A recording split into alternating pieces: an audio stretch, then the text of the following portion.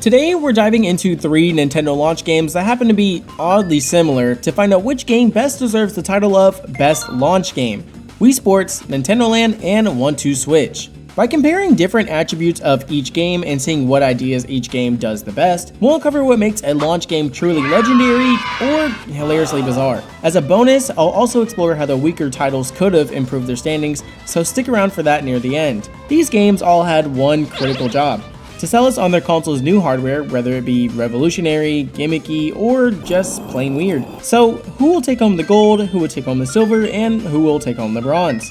And as always, if you enjoyed the video, be sure to leave a like and serve a pitch to that subscribe button. Alright, now let's get started by meeting our contestants and seeing how they stack up in our first talking point, their pitch. Now by pitch, I mean the core idea behind the game and how that idea was supposed to sell us on the console that it's representing. Now for this talking point and the rest of the ones I'm going to talk about in this video, I'm going to be talking about the games in release order, meaning first I'll talk about Wii Sports, then Nintendo Land, and then 1-2 Switch. Now that everybody understands, we can move on and start with the pitch of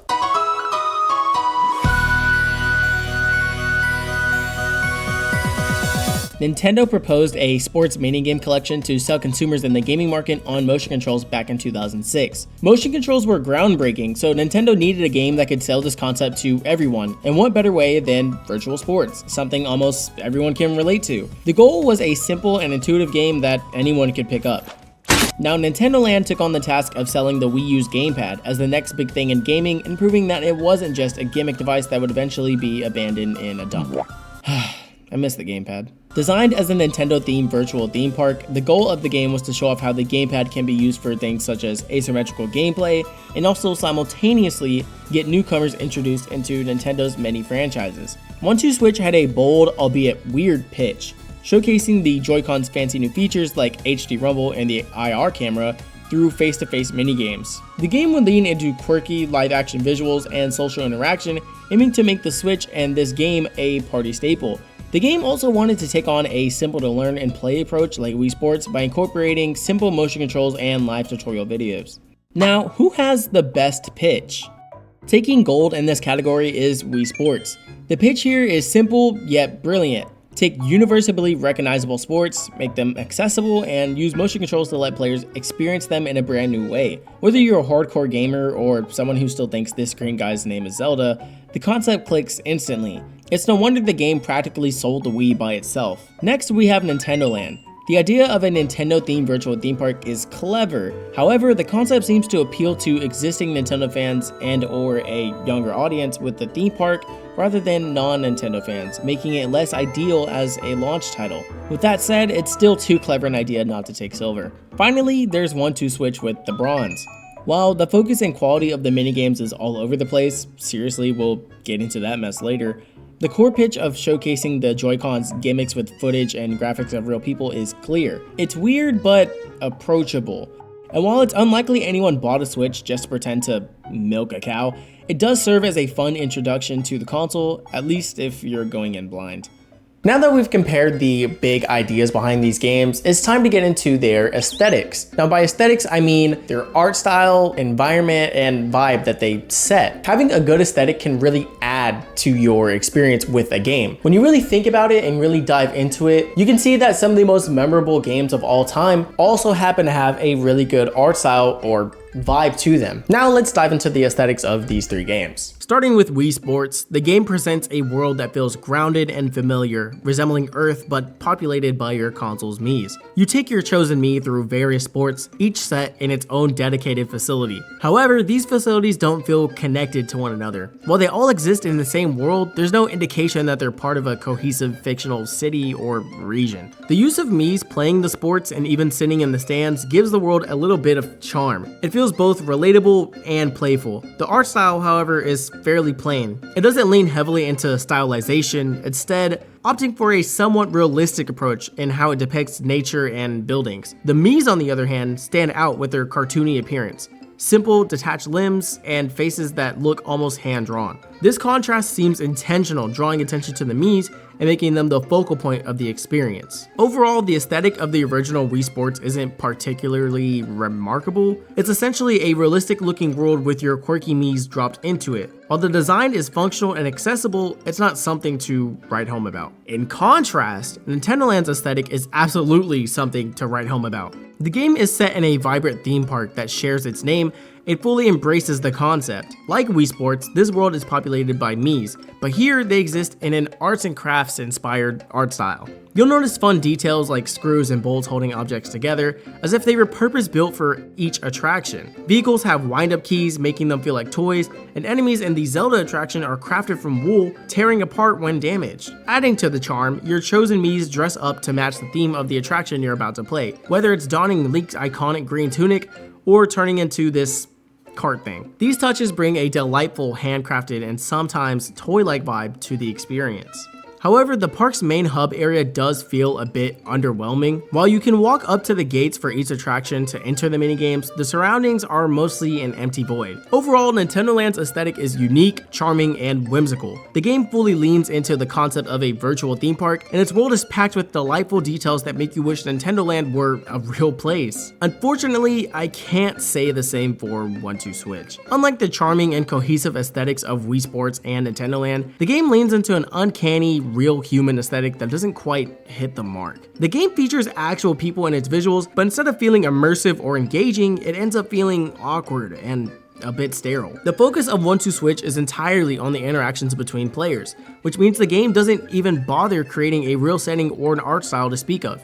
The setting, if you can even call it that, is simply wherever you decide to play. Your bedroom, your grandma's living room, or even a noisy party. While this approach might work in theory to make the game feel adaptable to any environment, in practice, it actually robs the game of any personality. There's no visual identity to latch onto, no atmosphere to enhance the experience, and nothing memorable to bring you back. The lack of effort in creating a unique aesthetic leaves the game feeling disposable, just a set of minigames that come and go without making much of an impression. In the end, while the focus on face-to-face gameplay might suit the game's concept, the absence of a cohesive visual identity or setting makes 1-2 Switch entirely forgettable. It's a stark contrast to the imaginative worlds of its predecessors.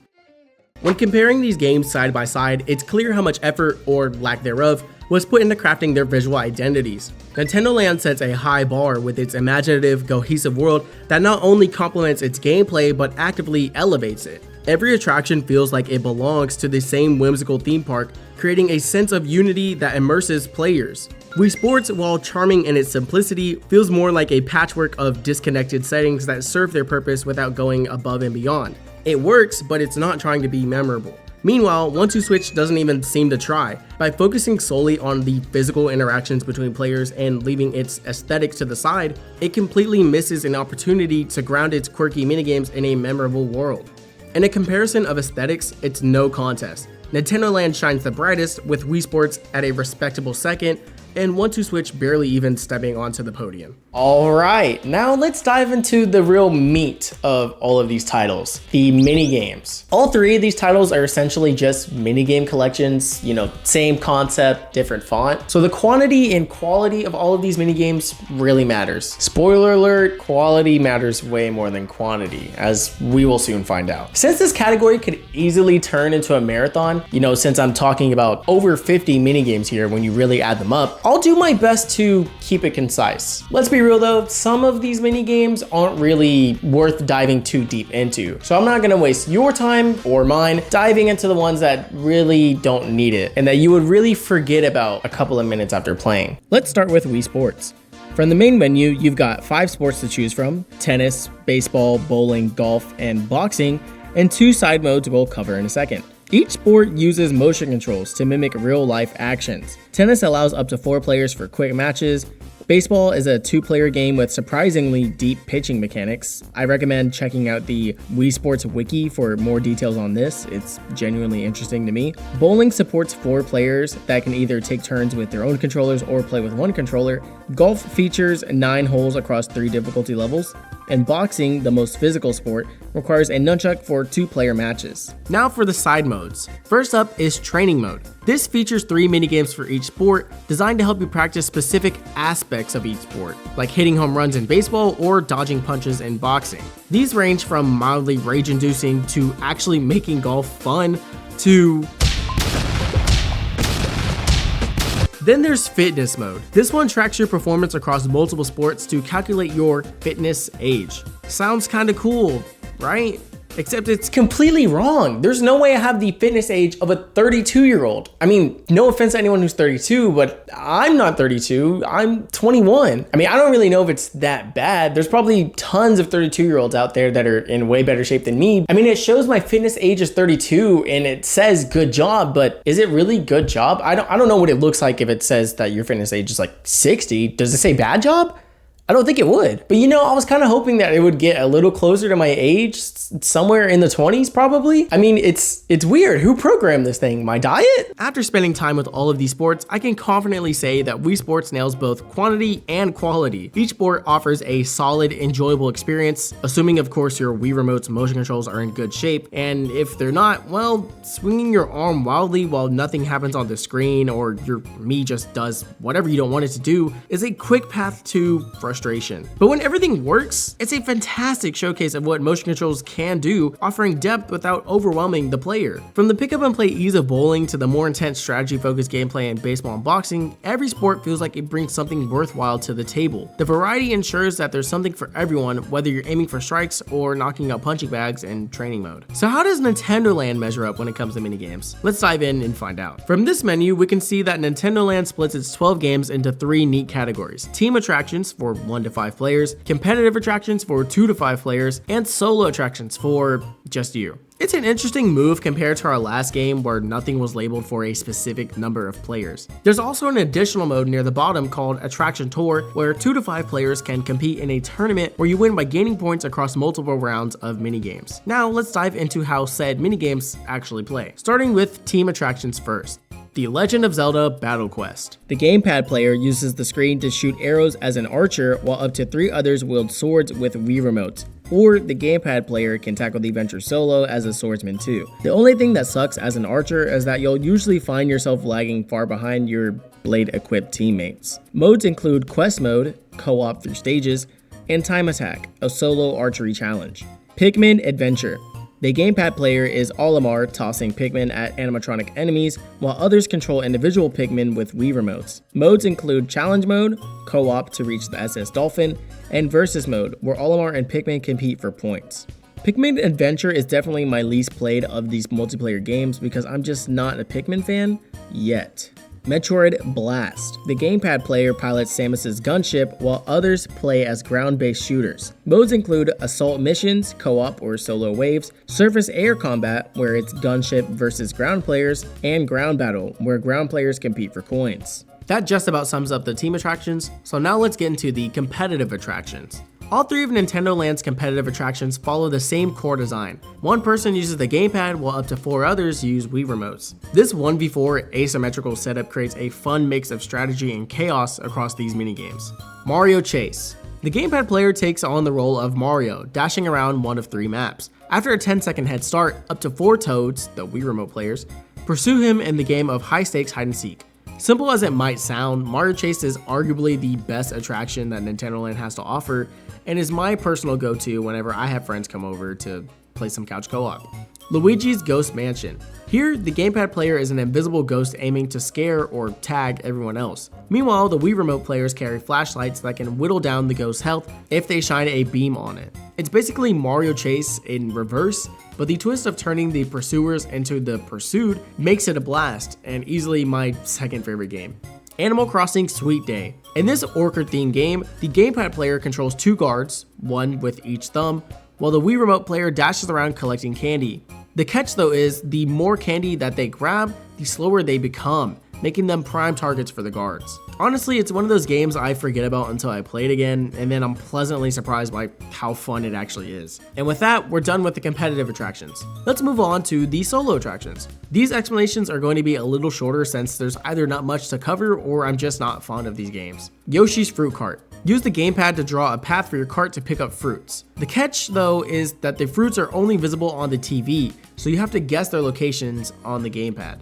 Octopus dance. Follow dance moves performed by an animatronic diver by tilting the gamepad or moving the analog sticks. Things get trickier as the tempo increases, the diver turns, or ink blocks your view on either screen. Donkey Kong's Crash Course. Tilt the gamepad to guide a fragile cart through an obstacle course inspired by the original Donkey Kong. Takamaru's Ninja Castle. Flick ninja stars off the gamepad's touchscreen to fend off waves of attackers. You'll need to aim carefully by adjusting the gamepad's angle. Captain Falcon's Twister Race. Hold the gamepad upright and steer through a futuristic F-Zero track while dodging obstacles and hitting boost panels. Balloon Trip Breeze. Use the stylus to guide your balloon flying me past spikes, traps, birds, and fish. After spending time with these minigames, it's clear that Nintendo Land is a bit of a mixed bag. While the inclusion of solo attractions is appreciated, most of them are either just mid or end right as they're starting to get fun. On the flip side, the multiplayer offerings are generally enjoyable. The 1v4 dynamic adds such a unique layer of strategy and chaos that I can't get enough of. And basically having 3 mini campaigns for Zelda, Metroid, and Pikmin, while not needed, is a nice touch. Alright, I need everyone to take a deep breath because it's time to tackle the 1-2 Switch minigames. Remember when I said earlier that I wouldn't dive too deep into the minigames that don't really deserve it? Yeah, I was mostly talking about 1-2 Switch. There are a total of 28 minigames in 1-2 Switch, and most of them, to me at least, are one and dones. So I'll quickly explain how each of them plays and touch on the ones that kind of stand out more. Alright, you guys ready? Here I go. Ball count. Rotate your Joy-Con to count some imaginary balls. Milk. Use the bumper buttons to simulate milking a cow. Telephone. Pick up your Joy-Con when you hear a phone ring. Treasure chest. Rotate your Joy-Con to unwrap a treasure chest. Baseball. Play baseball with your imagination. Zen. Hold your Joy-Con in a yoga pose for as long as you can. Quick draw. Pretend to fire a gun when you hear the word fire. Safe cracker. Rotate your Joy-Con to feel the clicking of a safe and open it. Samurai training. Either catch your opponent's sword or swing it at them. Signal flags. Point your flag in the direction you're told, unless it's a man talking. Sneaky dice. Play mind games by rolling dice. Soda shake. Shake a soda can and pass it around hoping it doesn't burst on you. Joy-Con rotation. Rotate your Joy-Con as flat as possible. Fake draw. Quick draw, but quirky. Shave. Pretend to shave your face. Beach flags. Run in place until your Joy-Con vibrates, then grab a flag. Boxing gym. Follow boxing commands better than your opponent. Table tennis. Play table tennis with your imagination. Plate spin. Spin your Joy-Con like a plate on a stick. Sword fight. Basically Chambara from Wii Sports Resort, but worse. Wizard. Thrust your Joy-Con like a wand. Air guitar. Pretend to strum a guitar to the rhythm. Copy dance. Dance, then your opponent copies you. Dance off. Just freestyle dance. Eating contest. Eat your Joy-Con. Gorilla. Copy the rhythm by pounding your chest. Runway. Walk like a model to the rhythm. And baby. Cradle the Switch like a baby until it falls asleep. So yeah, if you couldn't tell from my wonderful explanations, a lot of these minigames are just plain dumb and unnecessary. Anyway, I'll give credit where it's due. There are a few goodies in here like boxing gym, soda shake, beach flags, signal flags, maybe quick draw, and Joy-Con rotation. Yeah, that's about it. Everything else, I wouldn't really bother coming back to. Or if I did, it'd be a play it once and then forget about it again kind of deal. Speaking of that Joy-Con rotation minigame, some games in 1-2 Switch are specifically designed to showcase the Joy-Con's unique features, and they do this quite well. Take ball count for instance. In this minigame, you use the HD rumble to estimate how many balls are inside of an imaginary box. Surprisingly, the execution is impressively realistic. The HD rumble creates a sensation that genuinely feels like you're shifting balls around in a box. If you haven't tried it yourself, it might be hard to fully grasp just how convincing the experience is. And then there's eating contest, where you use the IR camera specifically on the right Joy-Con to pretend to eat a sandwich. You do this by holding the controller up to your mouth but 2 inches away and repeatedly opening and closing your mouth. It's not particularly a fun minigame, but it does do a decent job at showing off this underutilized Joy-Con feature. Unlike Wii Sports and Nintendo Land, which both offer modes for solo players, 1-2 Switch leaves solo players completely in the dust. There's no single player content here at all, so unless your imaginary friend is up for a round of signal flags, you're out of luck. That said, 1-2 Switch does offer team battle mode and shuffle mode to spice things up in group settings. Team Battle turns the minigames into a competition where players split into teams and race to the finish line on a game board, while Shuffle Mode lets the game randomly pick minigames for you. These modes add some structure to the chaos and can help keep the energy alive in party scenarios. The lack of solo content really highlights how 1-2-Switch depends on the people around you. Its focus isn't on the TV screen, it's on the interactions between players. While this works in some contexts, it also means the game lacks staying power. Once the initial awkwardness and goofiness wears off, most of their minigames don't hold enough substance to bring people back. Overall, it's a somewhat decent selection of party games if you've got a big group of friends or family, but if you're, alone or just a kid with one younger sibling, yeah, I think this game would get old pretty fast.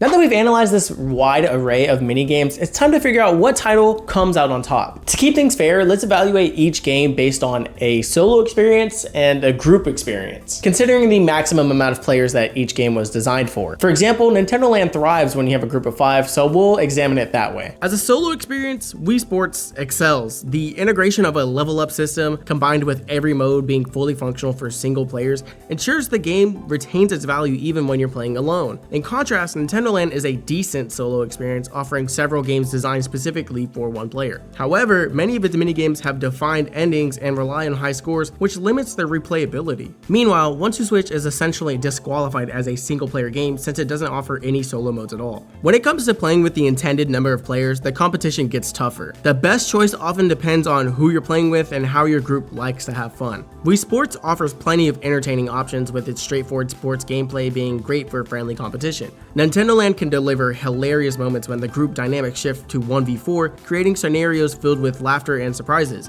On the other hand, 1-2-Switch thrives in group settings, especially with larger gatherings of like 4 to 8 people. Watching and participating in its awkward and wacky minigames can lead to some genuinely funny and memorable moments, making it a game that truly benefits from the more the merrier philosophy. If I absolutely had to rank these games, which I guess I kind of do because I'm making this video, and if I incorporated a little bit of personal bias, I'd order them like this. Nintendo Land takes the top spot, narrowly, very narrowly, edging out Wii Sports, which comes in at an incredibly close second. And in third, bringing up the rear, we have 1-2-Switch, with a more noticeable gap between it and the other two games. While it has its moments, it just doesn't measure up to the stronger overall experiences offered by its competitors. Now that we've examined these games themselves, it's time to take a look at how they fared after launch, considering sales numbers, sequels, and public opinion. Wii Sports was a massive success, selling over 80 million copies thanks to its inclusion with the Wii console in most regions. It's become a cultural phenomenon, introducing motion controls to a mainstream audience and cementing its place as one of the best-selling games of all time. Its success led to sequels like Wii Sports Resort, Wii Sports Club, and Nintendo Switch Sports, which expanded on the original formula with new sports and enhanced motion controls. Public reception was overwhelmingly positive, with many praising its simplicity and accessibility, though some critics noted its lack of depth, which I completely disagree with. Considering what kind of game Wii Sports is, I think it has plenty depth. Now, Nintendo Land had a more modest reception. While it showcased the unique features of the Wii U and offered a variety of creative minigames, it didn't come close to the sales or cultural impact of Wii Sports. It sold around 5 million copies, which isn't bad at all, likely hindered by the Wii U's overall poor performance. Despite its charm and unique gameplay, the game never received a proper sequel. Public opinion on Nintendo Land remains mixed. Some view it as an underrated gem, while others see it as a little forgettable. 1-2-Switch, meanwhile, struggled to make a lasting impression. While it sold over 3 million copies, largely due to its role as an early showcase for the Nintendo Switch's motion controls and HD Rumble, it received mixed to negative reviews. Many criticize its lack of depth and its relatively high price for the content offered. Its direct sequel, Everybody 1-2-Switch, was released in 2023 but failed to revive the franchise's reputation, receiving lukewarm reception and generating minimal buzz. Public opinion often regards the 1-2-Switch games as novelties rather than essential experiences, with their appeal heavily dependent on the social setting in which they're played. Now, before I reveal the winner and my final thoughts on each of these titles, I would like to go over what improvements each game could have made to improve their standings in this video. Now, for this part, I'm not going to edit a voiceover as I don't really want to do that. I've already taken over a month making this video, so I hope you like looking at my face for the next 5 minutes, I think. Now, for Wii Sports, there's not really much I could think of fixing other than the art style or like the connectedness of each facility and sport, but that's something that's addressed in the sequel to the game. So it's like, can I even really bring that up? I guess that's it for Wii Sports. Now for Nintendo Land, I have a couple of bullet points to go over. First of all, in the park's main hub area, you can see that there's a bunch of gates that you can walk up to go to each attraction. And behind each of those gates is just a big void. I think it would have been better if behind each gate that there was like buildings and roller coasters and stuff like that to really sell the theme park idea. Each minigame is theme park based, but the hub area that you're supposed to walk around and decorate as you progress through the game doesn't look like a theme park. It's just a big circle with gates around it. Now for the minigames, I think there should have really been more focus on the team attractions and the asymmetrical gameplay. The solo attractions are nice, but none of them are really that fun, or none of them really bring you back. A lot of them have endings, and once you find that ending, there's really no reason to play those games again. Most of, if not all of the solo attractions are high score based, and I think the solo attractions would have really benefited from having procedurally generated levels that you could just endlessly play and try to last as long as you can. As for the team attractions that you can't really play by yourself, I think that they could have been made to play by yourself. I think they could have incorporated more bots to play with. I mean, if you're playing Mario Chase and it's just you and one other person, they add 3 Yoshis to fill in for the other empty spots. So why can't you just play Mario Chase by yourself and get chased around by Yoshis? I get that takes some of the fun out of it, but it's a nice option to have. My next bullet point is the controls. I can't really get super deep into detail on this, but I know that compared to 1-2 Switch and Wii Sports, Nintendo Land is the most complex game to play. So I think that some of the mini games could have been tweaked to use more motion controls and maybe 1 button input max. And another bullet point for these mini games is that they could have really benefited from online play. I get that Wii Sports and 1-2 Switch didn't have it, but those games can't really benefit from it, aside from Wii Sports, but it's the Wii. But for Nintendo Land, I think that online play with that game could have really got more people into it and got more people wanting to buy that game. And now for my final point on Nintendo Land, I think there should have been more of a focus on Nintendo's bigger IPs. Now I know earlier I chose Wii Sports as the winner of the pitch category for appealing more to a general audience. Now Nintendo Land's pitch wasn't bad, as I stated earlier. Having a theme park themed around Nintendo IPs is a good idea. And I don't think that making a generic theme park game is even going to appeal to a larger audience. The thing is, I think there should have been more of a focus on the bigger IPs. Imagine if instead of just Mario Chase, there was multiple minigame attractions themed around Mario, and then there was multiple minigame attractions based on Zelda and Metroid. Now I understand that Nintendo only like halfway owns Pokemon, I think, but if they could have added Pokemon minigames, I think they should have. Same thing with Kirby. I know Nintendo's ownership of Kirby is also weird, but I think they should have also really tried to get Kirby in there as well. And maybe a Fire Emblem minigame. I don't remember if Fire Emblem was big at the time, but maybe one more big IP that Nintendo has. Oh, actually, I just remembered Star Fox. There's no Star Fox attraction. They should have added Star Fox. Why is there no Star Fox? Nintendo shining light on their lesser known IPs is nice and all, but it's not really bringing people in. Anyways, I digress. Enough with that. Here are my bullet points for 1-2 Switch. First of all, the whole thing of showing live footage of real people is cool, I guess. I mean, it definitely gives it a unique identity, but it's not really something I think most people want to look at when they're playing a game. So I think that 1-2 Switch should have replaced the live footage of people, or actually they can keep the live footage, but I think they should have replaced the gameplay footage with Mii's. I think that's such a huge missed opportunity with this game. If you think about the other 2 titles that we were talking about, those 2 titles feature Mii's heavily. So why did Nintendo drop Mii's in this game? Follow-up point, why did Nintendo drop Mii's as a whole on the Switch? Like, that was kind of their identity for a while, and I think it's really weird that they